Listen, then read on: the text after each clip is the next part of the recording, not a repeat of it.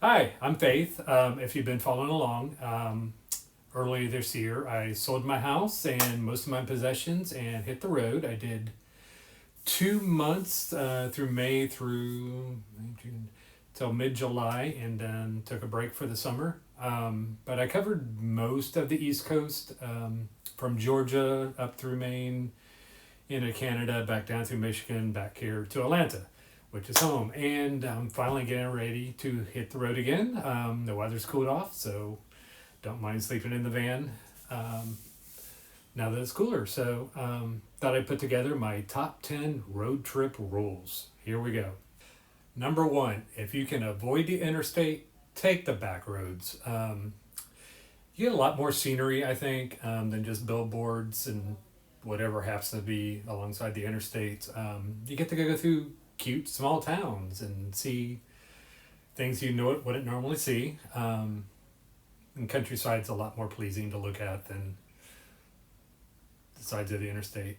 Usually a lot less traffic, not always, but um, I mean it's going to take you longer just because stop signs and street lights. But to me, it's definitely more enjoyable. And going the back roads, you get to see the little mom and pop stores and shops and restaurants, and not the chain restaurants and gas stations that you're going to see along the interstate. So take the back roads. Number two, don't eat at places where you can eat at home. Why would you? For me, part of the traveling is the adventure, the unknown, the risk. Not every place you're going to eat at is going to be 5 stars, but I like the small town diners a lot more than I do the fast food chain restaurants and the McDonald's, the Burger Kings. Yeah. um, it's something about small time diners, the little mom and pop restaurants. Usually a lot better quality of food, um, usually cheaper. um, and when I travel, I try to eat at the local legends. Here in Atlanta, it's the Varsity. Love it or hate it, it's a thing. Um, but I like finding those places.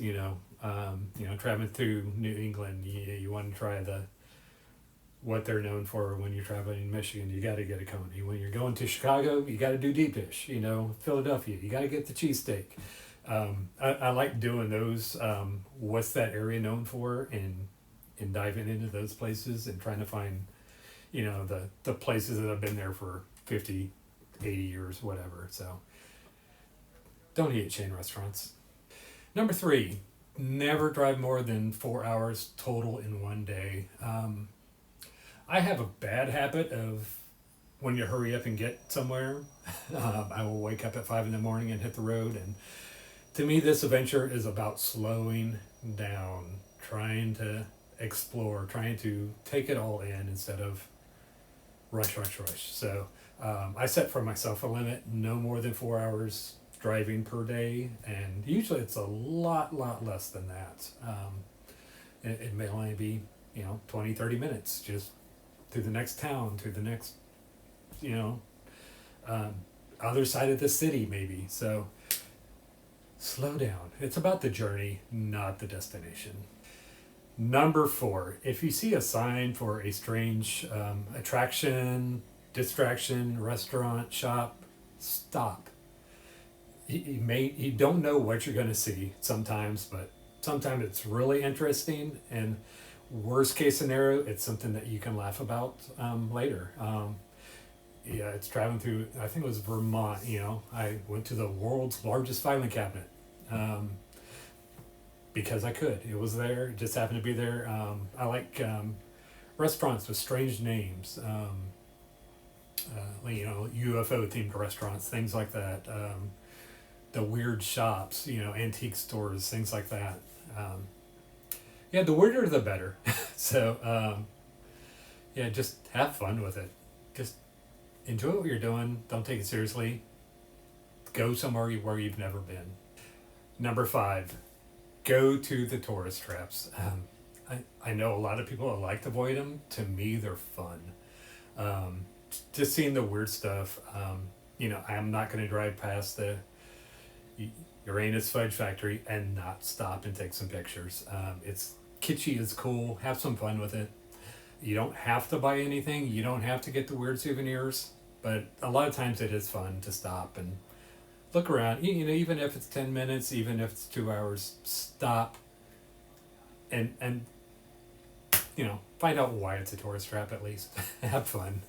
Number 6, visit all the random art festivals, sidewalk sales, farmers markets, pop-up markets, anything like that. Stop whenever you see one. You don't know what you're going to find. I find it interesting to talk to the locals and see about the area and kind of get a feel for the flavor of the region. A lot of the pop-up markets, they'll have regional foods or pies or baked goods that are local to that area that you might not see somewhere else. Like a whoopie pie, you can only get one place, so do that. It's, if there is something, you don't have to buy anything, but I always like to support the local vendors and artists that are there. So stop, take a walk. And number 7, along with that, I cannot pass a small town square without parking and getting out and walking around. Just see the local shops and restaurants that are there in the downtown area. Oftentimes it's less commercialized. You get the one-off restaurants that are not part of a chain. I enjoy that. I like supporting those kind of places. Also, the local architecture I find interesting. Things that I saw up in Maine, I'm not going to see down here in Atlanta. So a lot of that is really cool and interesting to me. Kind of a nice change of pace to walk around a small downtown area versus a outlet mall. So do that whenever you can. And number 8, check out the local flea markets. I'm a junk hunter at heart. I was an antique dealer for a lot of years, so I love checking out local flea markets. A lot of times it's newer stuff that doesn't interest me, but sometimes they've got some neat looking junk. It's always fun. You never know what you're going to see or what you're going to get. And something else I found, a lot of these places have really good affordable food. A lot of them have little pop-up vendors. You can get some really good food at some of these flea markets, and they're usually very cheap, so check that out. Number 9, this is pretty self-explanatory, but use public restrooms wherever you can. I travel in a van. For number 1, I have a bottle that I use. For number 2, I do have a disposable toilet or a portable toilet. But I don't like doing that in the van if I can help it. So if I see an open bathroom, I'm going to take advantage of it and use it when I can. So finally, number 10, slow down, take your time. Relax, enjoy yourself. If you're like me traveling, you have no itinerary, you just kind of go with the flow. Unless something's pressing. I had a bowling tournament in mid-July that I had to be at in Columbus, Ohio, so a lot of my schedule revolved around that. I had a lot of fun, but I didn't like having that as part of my itinerary. So now that that's over with, I don't have anything where I have to be anywhere at a specific time, so I can relax, enjoy myself. If I want to stay 5 days in one place, I can do that. If I want to spend an afternoon, I can do that. So, take naps in your van, read books, go for a hike. Just don't have an agenda. Just stop and take pictures, walk around. Too many times I was in a hurry. It's like, oh no, I have to be at this place in the afternoon before it gets dark. And I would drive past things and like, oh, I wish I could take a picture of that. I should have stopped, turned around, and took the picture.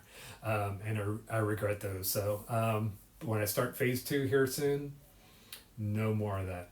So slow down, take your time, take the picture, take a hike, read the book, take a nap.